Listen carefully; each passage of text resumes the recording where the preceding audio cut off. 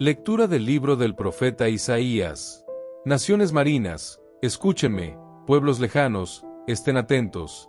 El Señor me llamó antes de que yo naciera, desde el vientre de mi madre tuvo presente mi nombre. Hizo de mi palabra una espada aguda, me protegió en la sombra de su mano y me hizo una flecha aguda, escondida en su aljaba, y me dijo, tú eres mi siervo, Israel, en quien seré glorificado. Y dije, en vano he trabajado, he gastado mis fuerzas sin fruto, en vano, pero el Señor me hará justicia, y mi Dios me recompensará. Y ahora me dice el Señor, el que me preparó desde mi nacimiento para ser su siervo, que recupere para él a Jacob y haga que Israel se una a él. A los ojos del Señor esta es mi gloria. Él dijo, no te basta ser mi siervo para restaurar las tribus de Jacob y hacer volver el resto de Israel. Te haré luz de las naciones, para que mi salvación llegue hasta los confines de la tierra. Palabra del Señor. Gracias a Dios.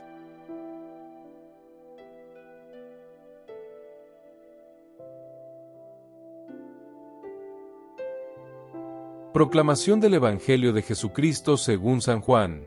Gloria a ti, Señor. En aquel tiempo, estando a la mesa con sus discípulos, Jesús se conmovió profundamente y testificó, de cierto os digo, que uno de vosotros me entregará. Desconcertados, los discípulos se miraron unos a otros, pues no sabían de quién hablaba Jesús. Uno de ellos, a quien Jesús amaba, estaba inclinado junto a Jesús. Simón Pedro le dio una señal para saber de quién hablaba Jesús. Entonces el discípulo, reclinado sobre el pecho de Jesús, le preguntó, Señor, ¿quién es este? Jesús respondió, es a quien le doy el trozo de pan mojado en la salsa.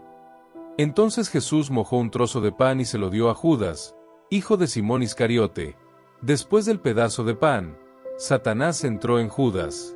Entonces Jesús le dijo, todo lo que tengas que hacer, hazlo pronto. Ninguno de los presentes entendió por qué Jesús les dijo esto. Mientras Judas guardaba la bolsa, algunos pensaron que Jesús quería decirle, compra lo que necesitamos para la fiesta, o dar algo a los pobres. Después de recibir el trozo de pan, Judas se fue inmediatamente. Era de noche. Después de que Judas se fue, Jesús dijo, ahora el Hijo del Hombre ha sido glorificado, y Dios ha sido glorificado en él. Si Dios ha sido glorificado en él, también Dios lo glorificará en sí mismo, y pronto lo glorificará. Hijitos, todavía estoy con vosotros por un poco de tiempo. Me buscaréis, y ahora os digo, como también dije a los judíos, a donde yo voy, vosotros no podéis ir. Simón Pedro preguntó, Señor, ¿a dónde vas? Jesús le respondió, a donde yo voy, no puedes seguirme ahora, pero me seguirás más tarde. Pedro dijo, Señor, ¿por qué no puedo seguirte ahora? Daré mi vida por ti. Jesús respondió, ¿darás tu vida por mí? De cierto te digo, que no cantará el gallo hasta que me hayas negado 3 veces. Palabra de salvación. Gloria a ti, Señor.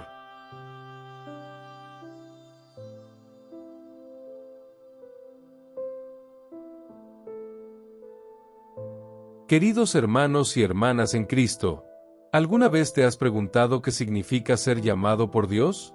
Imagínese todavía en el vientre de su madre, aún no completamente formado, y siendo ya conocido, ya nombrado, teniendo ya un propósito divino para sus vidas. Esta es la poderosa imagen con la que el profeta Isaías abre nuestra primera lectura de hoy. El Señor me llamó antes de que yo naciera, desde el vientre de mi madre tenía presente mi nombre. ¡Qué declaración tan extraordinaria! Isaías nos revela una verdad profunda. Antes incluso de que respiremos por primera vez, Dios ya nos conoce íntimamente y tiene un propósito específico para nuestras vidas. Esta no es solo la experiencia de un profeta lejano, sino una realidad para cada uno de nosotros.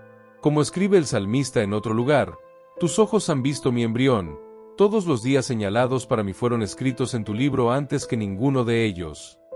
Pero el llamado de Isaías no es solo de consuelo personal. Está llamado a ser la luz de las naciones, un instrumento de Dios para llevar la salvación hasta los confines de la tierra. Este es un llamado a la misión, al servicio, al sacrificio por el bien de los demás. Sin embargo, no siempre es fácil estar a la altura de este llamado divino. Isaías admite momentos de desánimo. En vano trabajé, consumí mis fuerzas inútilmente, sin resultado. ¿Quién de nosotros nunca ha sentido algo similar? Momentos en los que nos preguntamos si nuestros esfuerzos están marcando una diferencia, si nuestra fe realmente está impactando el mundo que nos rodea. Es precisamente en este momento de vulnerabilidad que Isaías recibe una poderosa confirmación. Poco es que seas mi siervo. Te haré luz de las naciones, para que mi salvación llegue hasta los confines de la tierra. Lo que parece pequeño e insignificante a los ojos humanos puede ser el vehículo exacto que Dios elige para manifestar su gloria. Esta dinámica entre la grandeza divina y la fragilidad humana se ilustra aún más vívidamente en nuestra lectura del Evangelio. Estamos en el cenáculo, en la última cena de Jesús con sus discípulos.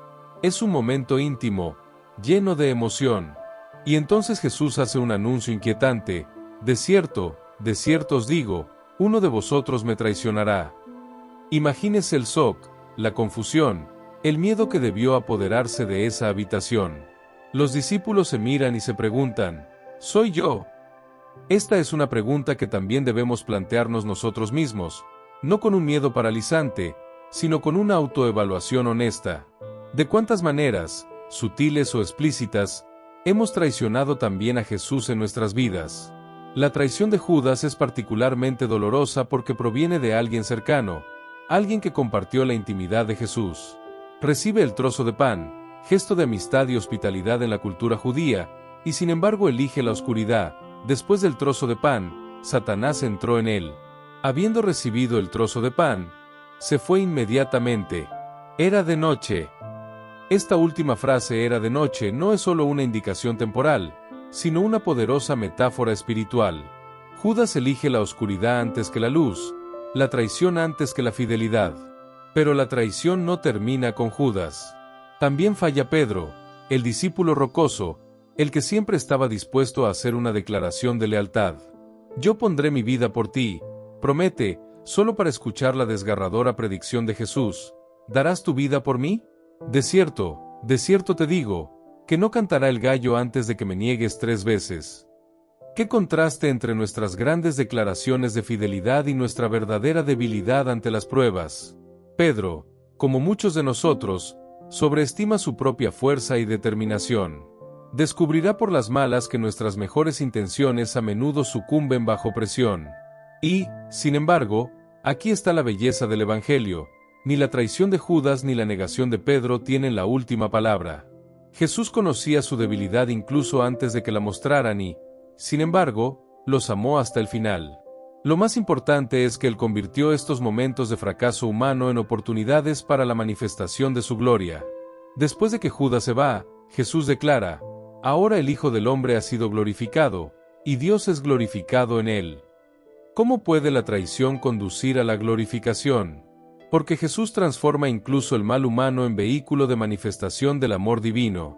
La cruz, símbolo supremo de la injusticia y la crueldad humana, se convierte en el trono desde el cual Cristo reina en amor sacrificial. ¿Qué pasa con Pedro? Su negación no es el final de su historia, sino el comienzo de una nueva. Quebrantado, humilde, es restaurado por Cristo y se convierte en la roca sobre la que se construye la iglesia. Tu debilidad, una vez reconocida, se convierte en la base de tu fortaleza. Hermanos y hermanas, estas lecturas nos invitan a reflexionar sobre nuestro propio camino de llamado y respuesta, de debilidad y fortaleza, de fracaso y redención. Como Isaías, somos llamados desde el útero a un propósito divino. Como los discípulos, estamos invitados a la intimidad de la mesa con Jesús. Y al igual que Pedro, a menudo descubrimos que nuestra confianza en nuestras propias fortalezas es ilusoria. Pero aquí está la buena noticia: el mismo Jesús que predijo la negación de Pedro también predijo su restauración. El mismo Dios que llamó a Isaías en momentos de duda reafirmó su propósito divino. Y el mismo Señor que transformó la cruz de la vergüenza en un trono de gloria puede transformar nuestras debilidades en testimonios de su gracia. Hay momentos en que, como Isaías, sentimos que trabajamos en vano. Hay ocasiones en las que, como Pedro, no cumplimos nuestras propias promesas. Hay momentos en que, como Judas, elegimos la oscuridad antes que la luz. Pero la última palabra no es de nuestra debilidad, sino de la fidelidad de Dios. Lo que Dios nos pide no es perfección inmediata, sino honestidad continua. No pretensiones de fortaleza, sino reconocimiento de debilidad. No heroísmo independiente, sino humilde dependencia de la gracia divina. Cuando enfrentamos nuestro propio quebrantamiento con honestidad y recurrimos a la fortaleza de Dios con confianza, nos convertimos en los instrumentos que Él puede usar para ser una luz para las naciones. Nuestros fracasos reconocidos se convierten en puentes para otros que luchan. Nuestras heridas curadas se convierten en fuentes de curación para un mundo herido. Al acercarnos a los días más solemnes de la Semana Santa, miremos a la cruz no solo como un símbolo de sacrificio, sino como un emblema de transformación. El lugar de la mayor debilidad humana se convierte en el trono del mayor amor divino. El lugar de la aparente derrota se convierte en la fuente de la eterna victoria. Y que nosotros, como Pedro después de la resurrección, escuchemos a Jesús preguntar nuevamente, ¿me amas? Y responde, no con presunción, sino con humilde confianza, Señor, tú lo sabes todo, sabes que te amo. Y luego escuche el llamado renovado, apacienta mis ovejas. Que el Señor que nos llamó desde el seno materno, que nos conoce nuestra fragilidad y nos ama a pesar de ella, nos dé la gracia de ser luz en un mundo oscurecido por la desesperanza y la división. Y que nosotros, a través de nuestras vidas imperfectas pero rendidas, llevemos su salvación hasta los confines de la tierra. Que así sea. Amén.